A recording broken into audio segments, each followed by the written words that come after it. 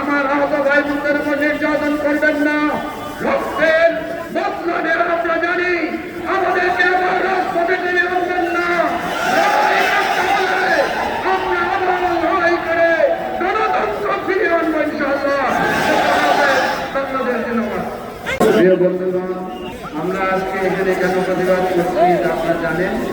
যে নির্বাচন হয়েছে আমরা প্রত্যাশা করেছিলাম একটা সুষ্ঠু নির্বাচনের মাধ্যমে বাংলাদেশ নতুন একটা অধ্যায় এই কিছুক্ষণ আগে টিআইবি একটা রিপোর্ট দিয়েছে। আমরা বললে কেউ বিশ্বাস করতো না। টিআইবির রিপোর্ট এটা স্পষ্ট করে বলে দিয়েছে প্রত্যেকটি স্তরে এই নির্বাচনকে ম্যানিপুলেশন করা হয়েছে।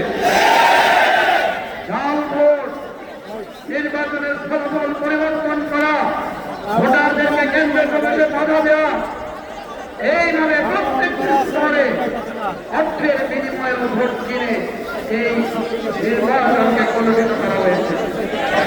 কি দরকার ছিল? কি দরকার ছিল?